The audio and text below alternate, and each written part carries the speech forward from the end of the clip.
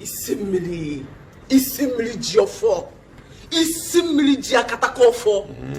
Dike. Dike, one of Africa.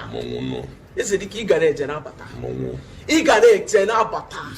Only Obana Kuchiguzo. Chukwe the person choir hands down. That is only Obana Kuchiguzo. Chukwe Woluti Penny will chat with the person.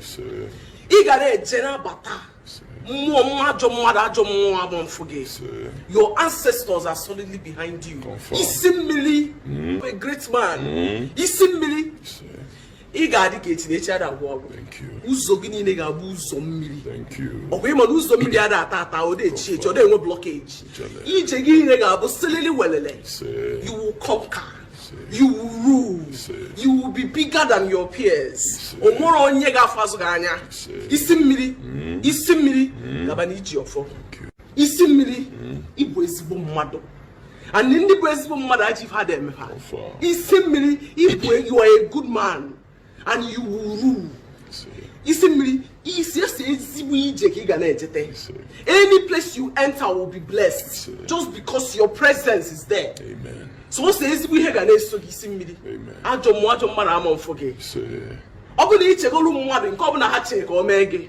Man Isimili obuli chero mwadu, nothing can happen to you. Thank you. You will go, you will move from glory to glory. Because your God is solidly behind you. Your God is with you. Thank you. Nothing can happen to you.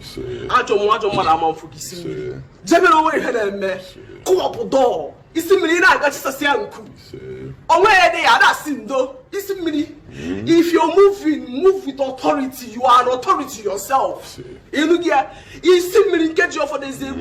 There's a reason why you are simply Jiofo. Afa abroga inem. Ane etori etolu. Isi ki ibru ni ibru ya ko ni jego. Iyo kiti awade ebo kiti na nkete. Isi na ebo kiti na aka makana obodo oka ko okiti ani jeyo. Isi mili Jiofo. Mwado kenebo. You are a good man. Isimli, you are a good man. Akobo na nkelo oge na ajo aka agaropo. Any mouth that speaks evil against you, that mouth will go mute. Isimili, your God is solidly behind you. And you will rule. Isimili, Kwasiado, the king of warriors. The king of warriors. Odogu. The king of warriors. Odogu. Now, let's have God, spread your wings as high as you can get. You are a king, and you will lead, and they will follow. Amen. You are a leader. Amen. From now till tomorrow, you are a leader. Amen. Any mouth that has ever spoken evil against you, it will go back to that person. Amen. The Bible said in Psalm 91 that 1,000 will fall at your side, 10,000 at your right hand, but it will not touch you. Confirm. You will only observe and see how the evil will perish. Makanagini Ibu Jesus. Odogu Jesus. Odogu Jesus. Papa. Odogu. Isimili Jiofo. Nothing. No one can. If you have not planned any evil against anybody, whoever that has planned the evil for you will receive it 1,000 times over. 1 million times. He say. Isimili, your ancestors are solidly behind you. Ifeka, there are many. Your ancestors are in billions behind you. Or you see the God at number. The word at number. They are solidly behind you. Your angels are behind you. They are in front of you. They are by your sides.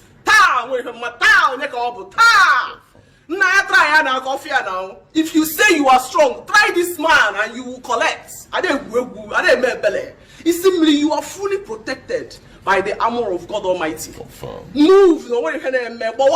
Isimili Jiofo. Isimili Nteje katakofo. Dike one of Nteje. Dike one of Nteje. Odogu. Odogu, you will walk with your shoulders high. Odogu, and you will never stumble. Nothing will happen.